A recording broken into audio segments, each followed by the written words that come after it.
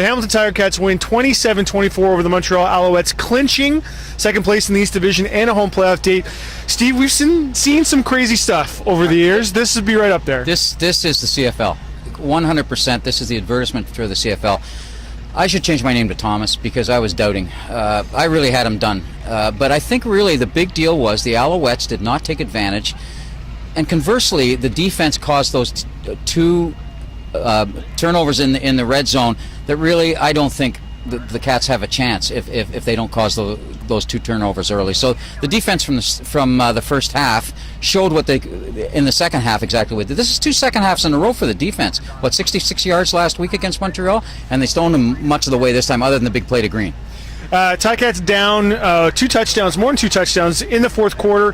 Get two scores from Brandon Banks, including a 107-yard missed field goal return. Banks has been a guy that we've talked about as the latest replacement for Chris Williams, but this time he actually sort of did look like Chris Williams. Yeah, 16 games.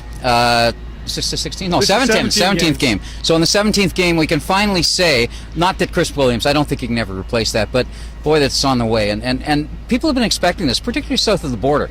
There's been a lot of interest since Banks arrived at this team in the Cats south of the border, because he made quite a mark in the NFL at one point. And as you pointed out before, his only problem there was that first of all, he played 3 years, and returners in the NFL now are becoming far less important. And the second thing, he dropped the ball, as you point out, a lot. If he hangs on to the ball, this guy is going to be... Those two touchdowns are going to have a huge effect, in my mind, in the semifinal, because now they really got to watch this guy, both on offense and on special teams. Let's talk about another guy I think the Alouettes weren't anticipating having a big role in this game, and that's Jeremiah Mazzoli, third-string quarterback most of the year, hasn't played during the regular season, got a package specifically designed for him, lots of option read stuff in it, and he delivered.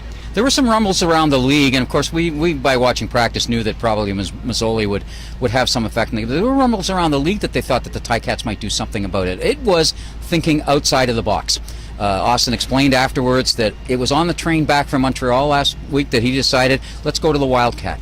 And really, when you look at what Kent Austin has done in adjustments this year, and you've pointed this out a lot in your writing, when there's a problem, he seems to immediately apply a fix. It doesn't always work. I'm sure he had a different idea in mind for the arc of this offense this year. Well, that arc got destroyed partway through. They couldn't use the three backs, all of those things. Henry's in a bit of a trough right now, so he's gone to whatever he's got. At this point in the season, you go to whatever you've got. And right now, Mazzoli, I think his size has something to do with it too. He's hard to locate in the first second after the snap, because when the line comes up, and he's my size, it's hard to find him. The Ticats now will play their regular season finale in Winnipeg. It's a game that will mean nothing next Saturday, and will host the Eastern semifinal on November 10th back here in Guelph. How big is the fact that this game will be in Guelph for the first round of the playoffs? At first I thought it wasn't going to be all that important because the Ticats hadn't established, in my mind, a clear-cut home field here, but I think this game helps prove that. They now have a clear winning record here. And worse, I think, judging from you and I walking out with a couple of Alouettes players afterwards, this place might be in their head a little bit.